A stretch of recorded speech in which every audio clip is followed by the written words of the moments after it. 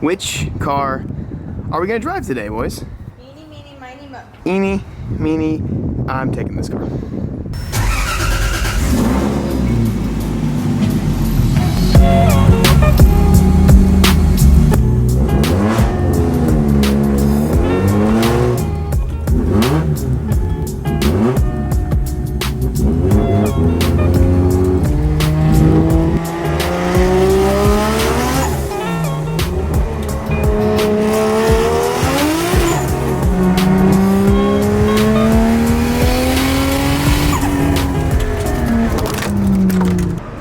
Back with the Subaru. And somehow this has stayed on for over a week. I told you it would stay on, but I actually didn't even believe myself a little bit. We've got a little something to unbox today. So before we do anything here, I'll show you what we got. This is gonna work. That works.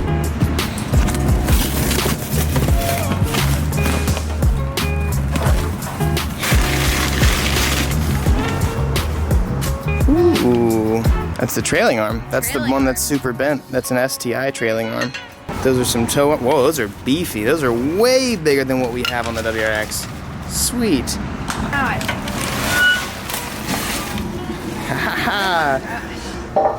So this is an entire STI subframe. And we've got another trailing arm. We got two trailing arms just in case. We've got factory upgrade everything. STI trailing arms, STI toe and camber arms and all that kind of stuff, whatever they call them in the back of these. And then we've got the subframe. And today, we're gonna try and start making this thing, or at least try and drive straight. It's our goal, to have me drive it today. You want to drive it today? Yeah. I don't know if, that's a lot of work for a day with no lift. And then also, I'm gonna take this off before anything. I'd like to hammer out some of these dents, but I don't want this to take too much of the time. So we'll do that, and then we're gonna immediately start going for this.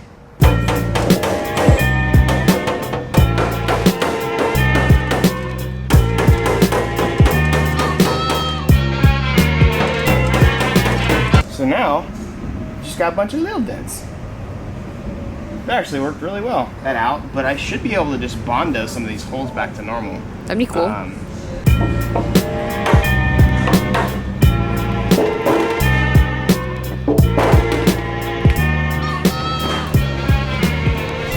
see. Yeah, look at that. Wow, that looks a lot better. Maybe a little more love. Yeah, those are like teeny this. little dents now. Huh, how cool. Our goal is to get every single thing that's attached to the subframe off. There's just so much bent stuff here, I mean, but we're just gonna get as much off of this car today as possible. We're gonna have to get the exhaust off, and we're just gonna start taking crap apart because, I mean, there's just a lot of stuff in here. To take the CV shafts out, everything, so here's to the biggest part yet, pretty much. Let's go.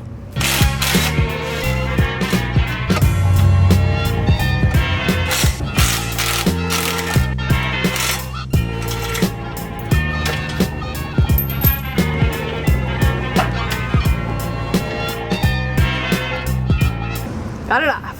We'll have to polish this up. I don't even know what kind of, usually it says on the bottom. This might be just like a generic exhaust. Is it crunchy over there? Oh, it's an HKS. Well, I'm definitely gonna, I definitely want to polish this up, bring it back to life. Love it. Easy.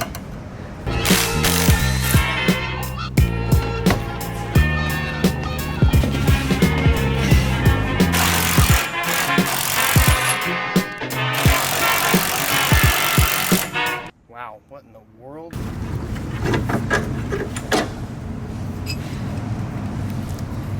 It's a big boy. Oh yeah, it's bent. Oh yeah, Yeah, right here. You want to take the swipe bar off? Yeah. It's a tight fit in here. Watch your head, there you go. There you go. You hold it. There you go. You elbow me. Well, and so I definitely think we need to completely replace the sway bar. I mean, it's not a, I mean, this thing is literally a coat hanger, so, I mean, we can just get a bigger rear sway bar and it'll be better. These cars handle way better with a rear sway bar anyways. I don't really need a front one because we already have enough understeer because Subaru. So this is an end link. An end link is what connects the sway bar to some sort of piece on the chassis or some sort of suspension piece. Do we need to replace the subframe. Well, I'm gonna get as much off of the subframe as possible to see, but I have to disconnect the CV shaft so that we can get to this little bolt over here because we do not have enough space. Yeah, so that's gonna have to come out anyway, so I had to remove the hub. Actually, the CV shaft is now out. Well, it should come out. Oh, I'm gonna go ahead and remove this. We need to remove this first.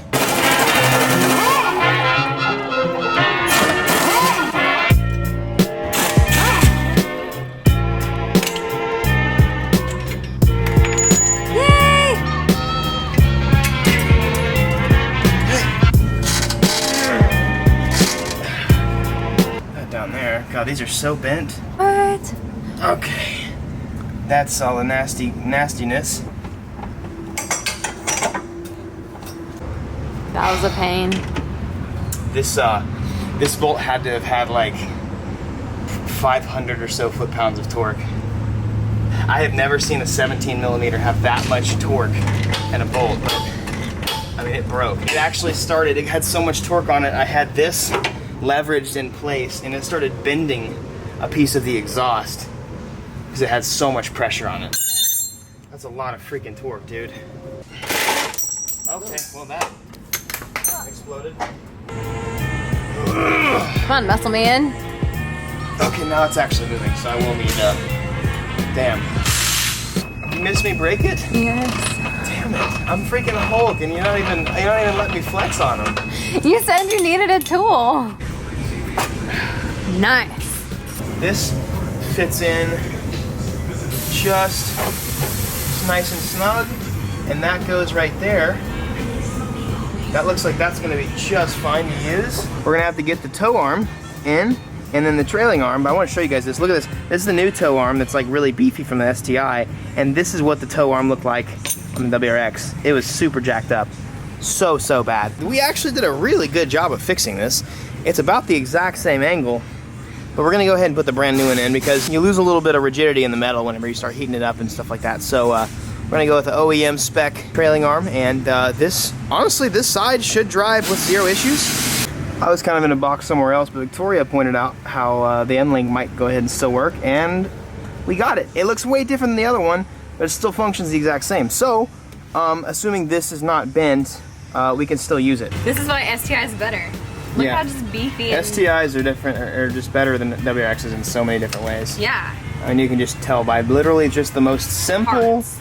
chassis, bracing, and suspension pieces. Like, easy stuff. All right, we're gonna go ahead and get this field piece in and get the CV back in. And this side should literally be ready to drive.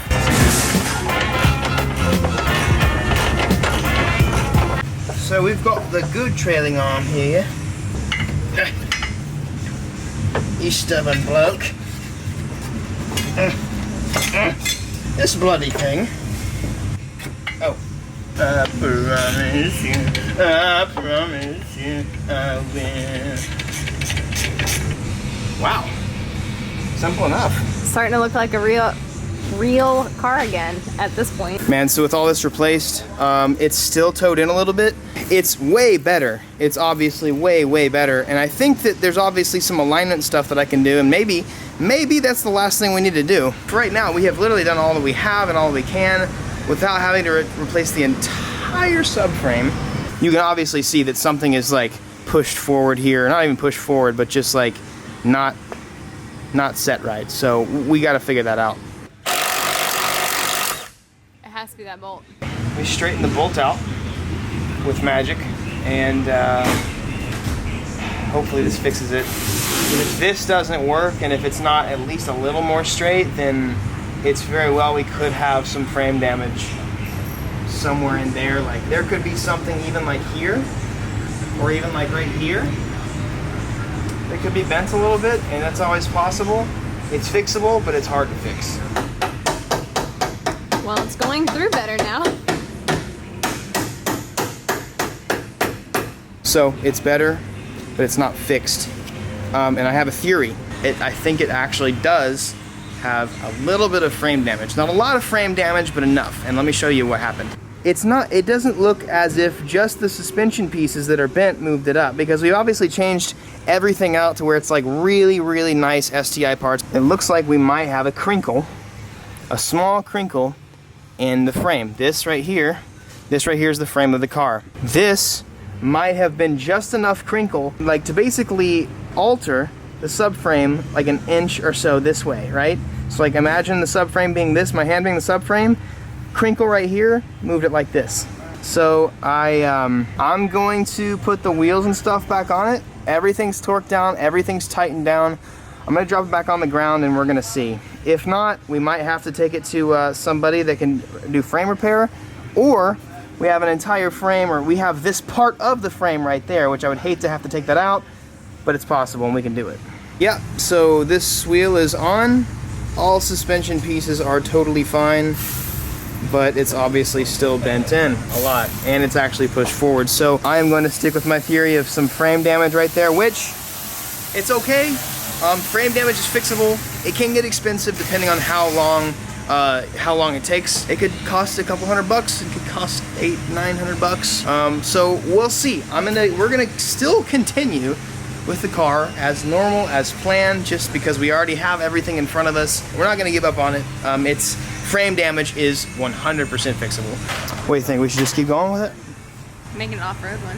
An off-road car? I was gonna say, I mean, if anything, like if it's too janked up, and we might as well just like lift it, completely change the suspension, and do some things here and there to maybe just make it a super rally build. So, I mean, the reason why we have never said anything about what we're going to be doing with this build is because we don't know. We don't really know. Like, we wanted to wait it out. We wanted to feel it out. Like, we wanted to know what we can do with it first, because we literally just have no freaking clue what we're gonna do. So, a little bit of a bummer, but that Instagram thing with the sad music and the oh, true.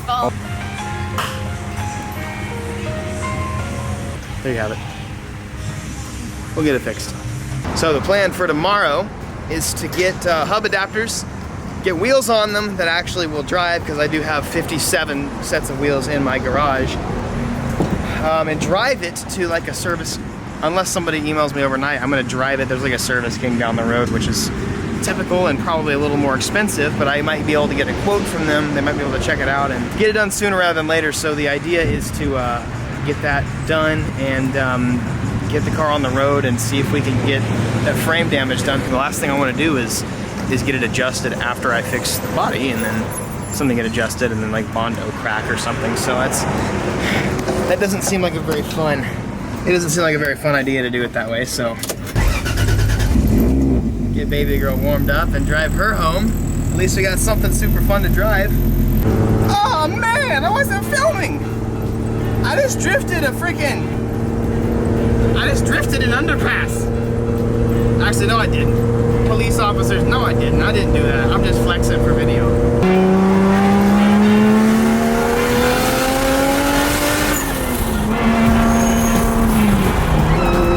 You guys remember that thing that happened at the end of the track day when I was drifting and I wouldn't go back into boost? It's going into like 2 PSI most whenever I'm full flooring it. Might be a big possibility. I might have blown this turbo already, or something might be wrong with the turbo. Yep. Full throttle, 2 PSI. Yikes. Well, we're home, and there's another issue here that we. I want to say that I'm, you know, it's kind of nice sometimes when things don't go your way. The part of life that challenges you the most, and that like really defines your character, is what you do and how you act when things do not go according to plan. And it's so important to just go with the flow and just be the best you can be. And it's honestly, it's exciting. I don't like that I'm gonna have to pay a body shop to maybe possibly align my frame, but it might not be that much. It might take a couple hours, it might take 10 hours, you know, whatever. Might take 20 hours. It's not gonna be that bad, but the project's not over. I tweeted something about a body shop on Twitter, and everybody started like, you guys being like, y'all negative as hell, man. Just relax and just believe in me, man. Anyways, tomorrow we're gonna do our best to get to a body shop. Hopefully that does happen, but I'm gonna be doing my absolute best to daily vlog every single day this week, Monday through Friday like I used to. I'm trying to get back into the habit, and then when December rolls around, we'll do the holiday stuff because you guys seem pretty psyched about that. But anyways, I will catch you guys later. I got some stuff to work out, but peace out. Be victorious.